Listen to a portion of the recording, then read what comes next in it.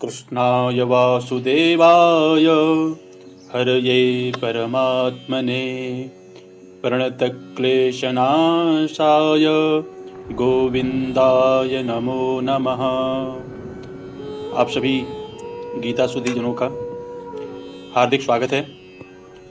आज मैं श्रीमद् भगवद गीता के अध्याय 1 से श्लोक 41 से लेके 47 तक लेकर उपस्थित हूँ। आप सभी का इस मेरे वीडियो में हार्दिक स्वागत है और श्रीमद् भगवद गीता का अध्ययन करिए, श्रवण करिए, मनन करिए, अपने लोगों को सुनाइए और जितना हो सके श्रीमद् भगवद गीता का प्रचार प्रसार करिए। तो चलिए शुरू करते हैं। अधर्माभिभवात् कृष्ण प्रदुष्यन्ति कुलस्त्रियः स्त्रीषु दुष्टासु वार्ष्णेय जायते वर्णशंकरः। अर्जुन कहते हैं, हे कृष्ण, अधर्माभिभवात् अधर्म प्लस अभिभवात् अधर्माभिभवात् अधर्म प्लस अभिभवात है, अभिभवात। अधर्माभिभवात यानी कि अधर्म के अधिक बढ़ जाने पर। अधर्माभिभवात क्या होता है? अधर्म के अधिक बढ़ जाने पर कुलस्त्रियः, कुल की जो स्त्रियां हैं, कुलस्त्रियः प्रदुष्यन्ति, कुल की स्त्रियां दूषित हो जाती हैं। और जब कुल की स्त्रियां दूषित हो जाती हैं तब क्या होता है? वार्ष्णेय, हे वार्ष्णेय, भगवान श्री कृष्ण का नाम है वार्ष्णेय। अर्जुन बोले, हे वार्ष्णेय, जब कुल की स्त्रियां दूषित हो जाती हैं, स्त्रीषु दुष्टासु, सप्तमी विभक्ति बहुवचन, स्त्रीषु में भी है, दुष्टासु में भी है। स्त्रीषु दुष्टासु क्या होता है? वर्णशंकरः जायते। वर्णशंकर संतान का जन्म होता है। वर्णशंकरः जायते। तात्पर्य यह है, कृष्ण, अर्जुन कह रहे हैं, हे कृष्ण, जब अधर्म अधिक बढ़ जाता है तो कुल की जो स्त्रियां हैं वो दूषित हो जाती हैं। प्रदुष्यन्ति, प्रकृष्टेन दुष्यन्ति, प्रदुष्यन्ति, दूषित होना यानी अपने कुल धर्म से नष्ट हो जाना। और वार्ष्णेय, जब स्त्रियां दूषित हो जाती हैं, स्त्रीषु दुष्टासु, तो क्या होता है? वर्णशंकरः जायते, वर्णशंकर संतान की उत्पत्ति होती है। इसमें स्वामी राम सुखदास जी क्या व्याख्या करते हैं, आइए देख लेते हैं। धर्म का, यहां से देखिए, अधर्माभिभवात् कृष्ण प्रदुष्यन्ति कुलस्त्रियः। धर्म का पालन करने से अंतःकरण शुद्ध हो जाता है और अंतःकरण शुद्ध होने से बुद्धि सात्विकी बन जाती है। सात्विकी बुद्धि में क्या करना चाहिए और क्या नहीं करना चाहिए, इसका विवेक जागृत रहता है। परंतु जब कुल में अधर्म बढ़ जाता है तब आचरण अशुद्ध होने लगते हैं, जिससे अंतःकरण अशुद्ध हो जाता है। अंतःकरण अशुद्ध होने से बुद्धि तामसी बन जाती है। बुद्धि तामसी होने से मनुष्य अकर्तव्य को कर्तव्य और कर्तव्य को अकर्तव्य मानने लग जाता है, अर्थात उसमें शास्त्र मर्यादा से उल्टी बातें पैदा होने लग जाती हैं। इस विपरीत बुद्धि से कुल की स्त्रियां दूषित तथा अर्थात व्यभिचारिणी हो जाती हैं। अब क्या होता है? स्त्रीषु दुष्टासु, बोले स्त्रियों के दूषित होने पर वर्ण संकर पैदा हो जाता है। वर्ण संकर क्या है ये नीचे अभी बताएंगे। पुरुष और स्त्री दोनों अलग अलग वर्ण के होने पर उनसे जो संतान पैदा होती है वह वर्ण संकर कहलाती है। अर्जुन ने कहा, कृष्ण संबोधन, अर्जुन यहां कृष्ण संबोधन देकर यह कह रहे हैं कि आप सबको खींचने वाले होने से कृष्ण कहलाते हैं।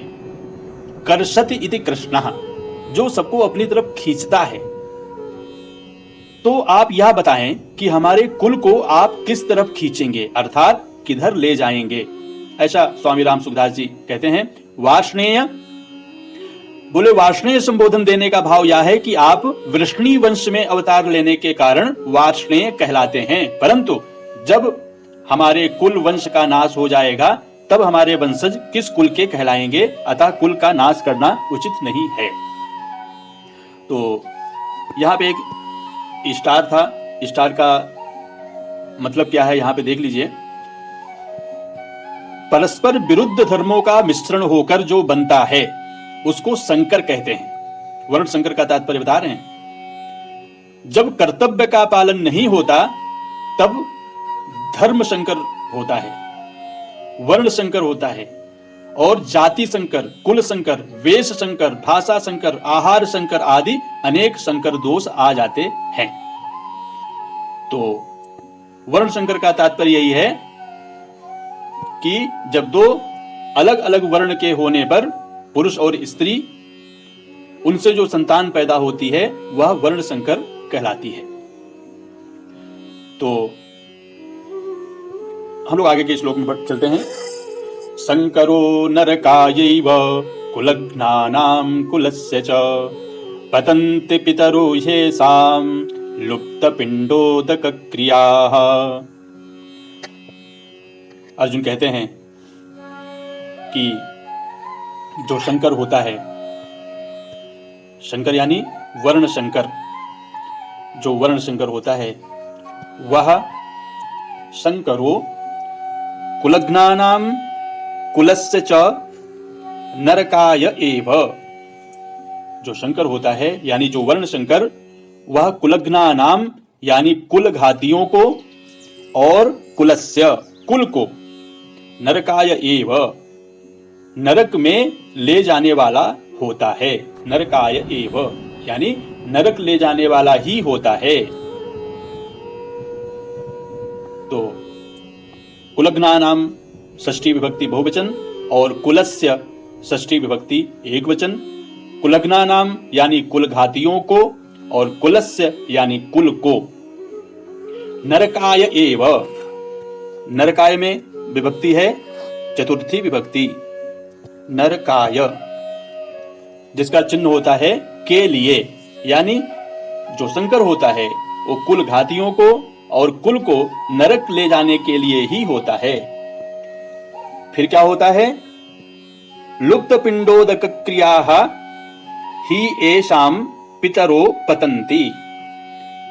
लुप्त पिंडोदक क्रियाः, लुप्त हो गई है पिंड और उदक, उदक यानी जल, उदक यानी होता है जल, और पिंड यानी होता है जो पिंड पारा जाता है श्राद्ध के समय, पिंडा, जिसको पिंडदान कहते हैं। तो लुप्त हो गई है पिंड और उदक की क्रिया जिन पितरों की, पितरो येषां पितरो, जिन पितरों की लुप्त हो गई है पिंड तथा उदक देने की क्रिया। ऐसे जो पिंड हैं, ऐसे जो पितर हैं वो कहाँ जाते हैं? ऐसे जो पितर हैं वो पतंती, पतंती यानी कहाँ पतंती? वो गिर जाते हैं, नरक में गिर जाते हैं। तो शंकरो नरकायैव कुलघ्नानां कुलस्य च पतन्ति पितरो येषां ही प्लस येषां, ही प्लस येषां, येषां शब्द बनता है, येषां यानी कि जिनका, जिन पितरों की लुप्त पिंडोदक क्रिया हो जाती है, ऐसे जो पितर हैं वो नरक में गिर जाते हैं। तो इसकी व्याख्या देख लेते हैं। शंकरो नरकायैव कुलघ्नानां कुलस्य च। वर्ण मिश्रण से, जब दो वर्ण मिल करके जिस संतान को पैदा करते हैं, पैदा हुए वर्ण संकर, उसे वर्ण संकर कहते हैं।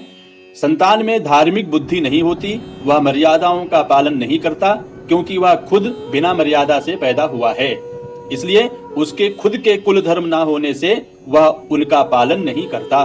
प्रत्युत कुल धर्म अर्थात कुल मर्यादा से विरुद्ध आचरण करता है। जिन्होंने युद्ध में अपने कुल का संहार कर दिया है उनको कुल घाती कहते हैं। वर्ण संकर ऐसे कुल घातियों को नरकों में ले जाता है। केवल कुलघातियों को ही नहीं प्रत्युत कुल परंपरा नष्ट होने से संपूर्ण कुल को भी वह नरकों में ले जाता है।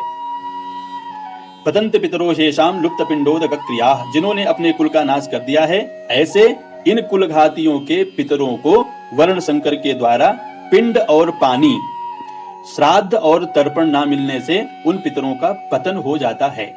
कारण क्या है कि जब पितरों को पिंड पानी मिलता रहता है तब वे उस पुण्य के प्रभाव से ऊंचे लोकों में रहते हैं, परंतु जब उनको पिंड और पानी मिलना बंद हो जाता है तब उनका वहां से पतन हो जाता है, अर्थात उनकी स्थिति उन लोकों में नहीं रहती। तो पितरों को पिंड पानी ना मिलने में कारण यह है कि वर्ण संकर की पूर्वजों के प्रति आदर बुद्धि तो होती नहीं है। इस कारण उनमें पितरों के लिए श्राद्ध तर्पण करने की भावना ही नहीं होती। अगर लोक लिहाज में आकर वे श्राद्ध तर्पण करते भी हैं तो भी शास्त्र विधि के अनुसार उनका श्राद्ध तर्पण में अधिकार न होने से वह पिंड पानी पितरों को मिलता ही नहीं।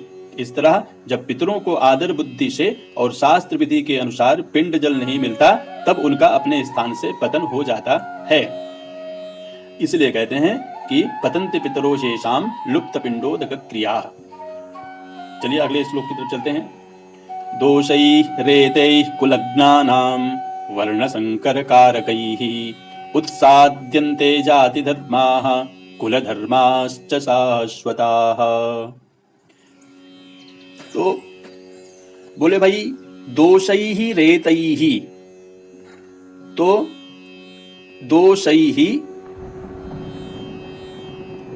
प्लस एतैः, दोषै रेतैः, ये हो गया इसका संधि विच्छेद। इसको कहेंगे एतैः, पहले एतैः फिर दोषैः, यानी कि इन एतैः वर्ण संकर कारकैः, वर्ण संकर कारकैः दोषैः, यानी इन वर्ण संकर पैदा करने वाले दोषैः दोषों से, ये इन वर्ण संकर पैदा करने वाले दोषों से क्या होता है? कुलग्नानाम, कुलग्नानाम यानी कुल घातियों के, जो कुल को घात करने वाले हैं, अपने कुल को मारने वाले हैं, ऐसे कुलग्नानाम कुल घातियों के क्या होता है? शाश्वताः। शाश्वता का अर्थ हम लोगों ने उस दिन चर्चा किया था, सदा से चलते आए, शाश्वताः यानी सनातन। जो शाश्वताः कुल धर्माः जाति धर्माः च, जो शाश्वत सदा से चले आ रहे हैं कुल धर्म यानी कुल के धर्म और जाति धर्म, वो क्या हो जाते हैं? उत्साद्यन्ते, नष्ट हो जाते हैं। तो एतैः वर्ण संकर कारकैः दोषैः कुलघ्नानां शाश्वताः कुलधर्माः जाति धर्माः च उत्साद्यन्ते, उत्साद्यन्ते यानी नष्ट हो जाते हैं। दोषै व्याख्या देख लेते हैं। दोषैः रेतैः कुलघ्नानां, युद्ध में कुल का क्षय होने से कुल के साथ चलते आए कुल धर्मों का भी नाश हो जाता है। कुल धर्मों के नाश से कुल में अधर्म की वृद्धि हो जाती है, अधर्म की वृद्धि से स्त्रियां दूषित हो जाती हैं, स्त्रियों के दूषित होने से वर्ण संकर पैदा हो जाते हैं। इस तरह इन वर्ण संकर पैदा करने वाले दोषों से कुल का नाश करने वालों के जाति धर्म वर्ण धर्म नष्ट हो जाते हैं। कुल धर्म और जाति धर्म क्या है? कुल धर्म और जाति धर्म क्या है, इसके विषय में बताते हैं। एक ही जाति में एक कुल की जो अपनी अलग अलग परंपराएं हैं, अलग अलग मर्यादाएं हैं, अलग अलग आचरण हैं, वे सभी उस कुल के कुल धर्म कहलाते हैं। एक ही जाति के संपूर्ण कुलों के समुदाय को लेकर जो धर्म कहे जाते हैं वे सभी जाति धर्म अर्थात वर्ण धर्म कहलाते हैं, जो कि सामान्य धर्म हैं और शास्त्र विधि से नियत हैं। नियत हैं यानी निश्चित हैं।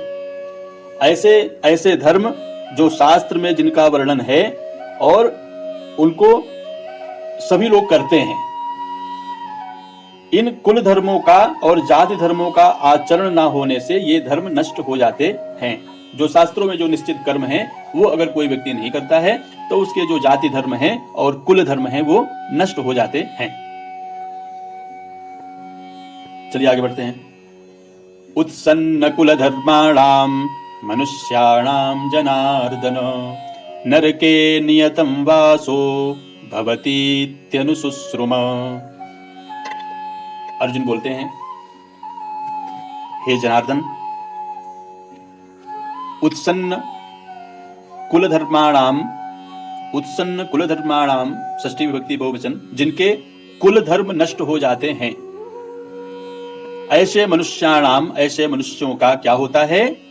बोले नरके नियतम वासो, नरके प्लस अनियतम, नरके नियतम, नरके अनियतम,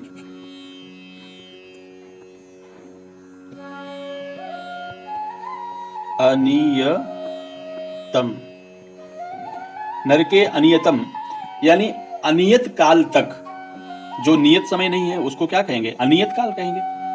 यानी कि बहुत समय तक, है ना, नरक में उनका वास होता है। भवति, भवति यानी होता है, इति अनुशुश्रुम, ऐसा हम लोग सुनते आए हैं। जिनका कुल धर्म नष्ट हो गया है, उत्सन्न कुल धर्माणाम, ऐसे मनुष्यों का नरक में अनिश्चित काल तक निवास होता है, ऐसा हम लोग सुनते आए हैं।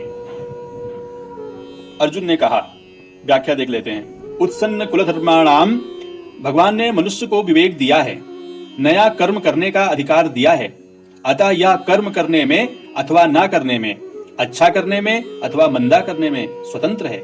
इसलिए इसको सदा विवेक विचार पूर्वक कर्तव्य कर्म करना चाहिए। परंतु मनुष्य सुख भोग आदि के लोभ में आकर अपने विवेक का निरादर कर देते हैं और राग द्वेष के वशीभूत हो जाते हैं, जिससे उनके आचरण शास्त्र और कुल मर्यादा के विरुद्ध होने लगते हैं। परिणाम स्वरूप इस लोक में उनकी निंदा, अपमान, तिरस्कार होता है और परलोक में दुर्गति, नरकों की प्राप्ति होती है। अपने पापों के कारण उनको बहुत समय तक नरकों का कष्ट भोगना पड़ता है। ऐसा हम परंपरा से बड़े बूढ़े गुरुजनों से सुनते आए हैं। बोले मनुष्याणाम क्या है? तो बोले मनुष्याणाम पद में कुल घाती और उनके कुल के सभी मनुष्यों का समावेश किया गया है, अर्थात कुल घातियों के पहले जो हो चुके हैं उन पितरों का, अपना और आगे होने वाले वंश का समावेश किया गया है। चलिए आगे के श्लोक की तरफ बढ़ते हैं। इस श्लोक का संबंध क्या है? युद्ध में होने वाली अनर्थ परंपरा के वर्णन का खुद अर्जुन पर क्या असर पड़ा, इसको आगे के श्लोक में बताते हैं। अहो बत महत्पापम कर्तुम व्यवसिता वयम यद्राज्य सुखलोभेन हन्तुम स्वजनमुद्यताः। अहो, बत यानी दुख सूचक शब्द है। यह बड़े आश्चर्य और बहुत दुख की बात है कि वयम, वयम यानी हम लोग, वयम महत्पापम कर्तुम व्यवसिता, बहुत महान पाप करने के लिए निश्चय कर बैठे हैं। व्यवसिता, निश्चय कर बैठे हैं। क्या करने का निश्चय? महत्पापम, बड़ा भारी पाप, कर्तुम, करने के लिए। अहोबत वयम महत्पापम कर्तुम व्यवसिता। महत्पापम क्या है? यद राज्य सुख लोभे न, राज्य और सुख के लोभ से। यद महत्पाप क्या है कि राज्य और सुख के लोभ से स्वजनम हंतुम उद्यताः, स्वजनम हंतुम उद्यताः, अपने स्वजनों को, अपने परिवारजनों को ही मारने के लिए उद्यत हो गए हैं, यानी कि तैयार हो गए हैं। तो ये बहुत ही खेद की बात है। आज भी समाज में बहुत सारे लोग ऐसे हैं जो राज्य, जमीन अथवा धन के लोभ के कारण अपनों पर वार कर देते हैं और पारिवारिक जो रिश्ते हैं वो समाप्त कर लेते हैं। अर्जुन भी यही कहते हैं। व्याख्या में देखते हैं राम सुखदास जी क्या है, कहते हैं हे दुर्योधन, बोले ये दुर्योधन आदि दुष्ट हैं, इनकी धर्म पर दृष्टि नहीं है, इन पर लोभ सवार हो गया है, इसलिए ये युद्ध के लिए तैयार हो जाएं तो कोई आश्चर्य की बात नहीं है। परंतु हम लोग तो धर्म अधर्म को, कर्तव्य अकर्तव्य को, पुण्य और पाप को जानने वाले हैं। ऐसे जानकार होते हुए भी अनजान मनुष्यों की तरह हम लोगों ने बड़ा भारी पाप करने का निश्चय यानी विचार कर लिया है। इतना ही नहीं, युद्ध में अपने स्वजनों को मारने के लिए अस्त्र शस्त्र लेकर तैयार हो गए हैं। यह हम लोगों के लिए बड़े भारी आश्चर्य की और खेद की बात है, अर्थात सर्वथा अनुचित है। हमारी जो जानकारी है, जो शास्त्रों से सुना है कि गुरुजनों से शिक्षा पाई जाती है, अपने जीवन को सुधारने का विचार किया गया है, उन सब का अनादर करके आज हमने युद्ध रूपी पाप करने के लिए विचार कर लिया है। यह बड़ा भारी पाप है। तो बाकी इसकी व्याख्या काफी लंबी व्याख्या है और श्लोक का अर्थ हम लोग समझ गए हैं। चलिए अब आगे बढ़ते हैं। संबंध क्या है? आश्चर्य और खेद में निमग्न हुए अर्जुन आगे के श्लोक में अपनी दलीलों का अंतिम निर्णय बताते हैं। यदि माम प्रतीकारमशस्त्रं शस्त्रपाणयः धार्तराष्ट्रारणे हन्नुस्तन्मे क्षेमतरं भवेत्। अर्जुन ने कहा, कहते हैं भाई, यदि इतनी सारी बातें होने के बाद अगर शस्त्र पाणयः, शस्त्र हाथों में लिए हुए धार्तराष्ट्रा, धृतराष्ट्र के पुत्र, अथवा ये समर्थक जितने भी योद्धा हैं, धार्तराष्ट्रा रण में माम अशस्त्रम अप्रतीकारम, अगर मेरे शस्त्र रहित, अशस्त्रम यानी शस्त्र रहित, अप्रतीकारम सामना ना करने वाले, माम यानी मुझे, मेरे हाथों में शस्त्र नहीं है, मैं इनका सामना भी नहीं कर रहा हूं, ऐसे अगर ये लोग मुझे हाथों में शस्त्र लेकर के, धृतराष्ट्र के जो पुत्र हैं, अगर मुझे रण में, रणे यानी रण में, हन्युहु अगर मुझे मार भी दें, हन्युहु तत् में क्षेमतरम भवेत। तत् यानी वह, में यानी मेरे लिए, तत् तत् में यानी वह, तत् यानी वह, में यानी मेरे लिए, क्षेमतरम भवेत, बड़ा ही हितकारक होगा। क्षेमतरम यानी हितकर होगा, भवेत। अगर शस्त्रों को हाथ में लेकर ये धृतराष्ट्र के पुत्र मुझे शस्त्र रहित देखकर और सामना ना करने पर भी मुझे यदि रण में ये लोग मार दें तो वो मेरे लिए अच्छा होगा, बहुत ही हितकर होगा, क्योंकि मैं अपने स्वजनों से युद्ध नहीं करना चाहता। व्याख्या देख लेते हैं। अर्जुन कहते हैं कि अगर मैं युद्ध से सर्वथा निवृत्त हो जाऊंगा तो शायद ये दुर्योधन आदि भी युद्ध से निवृत्त हो जाएंगे। कारण कि हम कुछ नहीं चाहेंगे ही नहीं, हम कुछ चाहेंगे ही नहीं, लड़ेंगे भी नहीं, तो फिर ये लोग युद्ध करेंगे ही क्यों? परंतु कदाचित जोश में भरे हुए तथा हाथों में शस्त्र धारण किए हुए ये धृतराष्ट्र के पक्षपाती लोग सदा के लिए हमारे रास्ते का कांटा निकल जाए, वैरी समाप्त हो जाए, ऐसा विचार करके सामना न करने वाले तथा शस्त्र रहित मेरे को मार भी दें तो उनका वह मारना मेरे लिए हितकारक ही होगा। कारण कि मैंने युद्ध में गुरुजनों को मारकर बड़ा भारी पाप करने का जो निश्चय किया था, उस निश्चय रूप पाप का प्रायश्चित हो जाएगा, उस पाप से मैं शुद्ध हो जाऊंगा। तात्पर्य यह है कि मैं युद्ध नहीं करूंगा तो मैं भी पाप से बचूंगा और मेरे कुल का भी नाश नहीं होगा। ऐसा सब चिंतन करते हैं अर्जुन। और अगले श्लोक में, पूर्व श्लोक में अर्जुन ने अपनी दलीलों का निर्णय सुना दिया। उसके बाद अर्जुन ने क्या किया, इसको संजय आगे के श्लोक में कहते हैं। श्रीमद् भगवद गीता के प्रथम अध्याय का अंतिम श्लोक यह है। संजय उवाच, संजय कहते हैं, एवं उक्त्वार्जुनः संख्ये रथोपस्थ उपाविशत् विसृज्य शशरं चापं शोक संविघ्नमानसः। एवं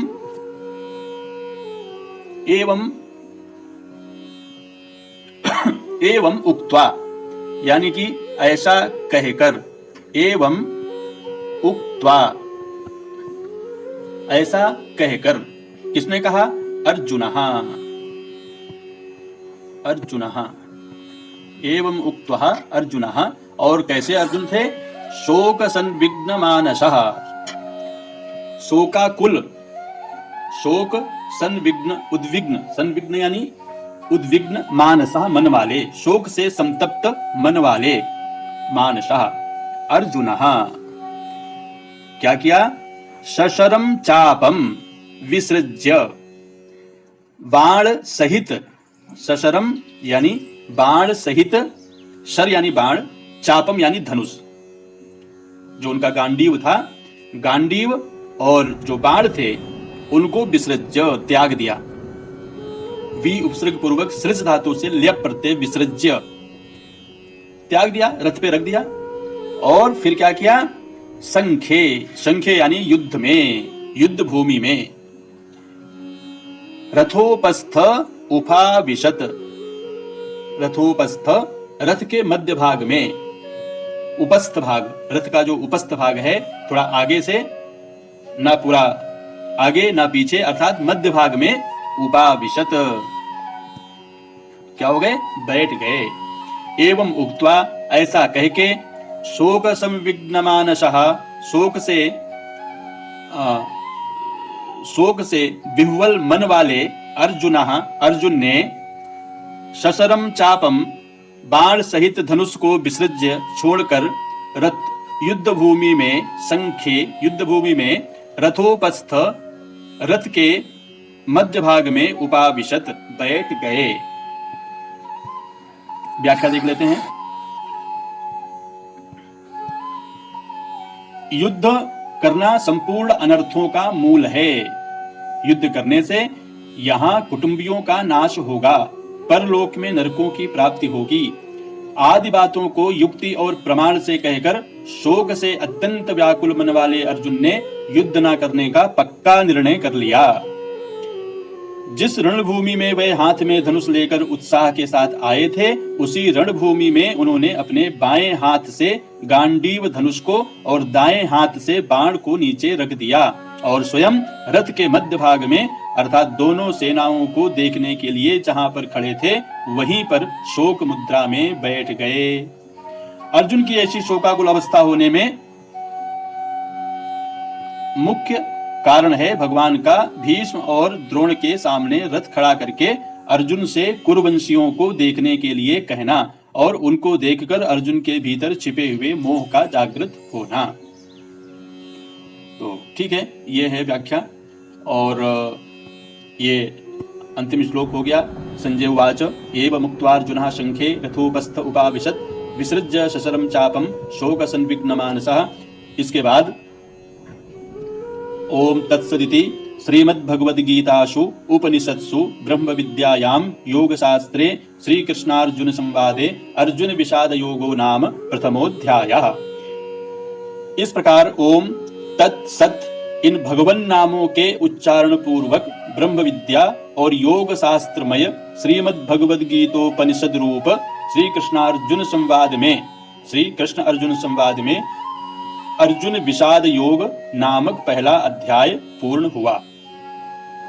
तो प्रत्येक अध्याय की समाप्ति पर महर्षि वेदव्यास जी ने जो उपर्युक्त पुष्पिका लिखी है, इसमें श्रीमद् भगवद गीता का विशेष महात्म्य और प्रभाव ही प्रकट किया गया है। आप सभी को बहुत बहुत धन्यवाद। जय श्री कृष्ण।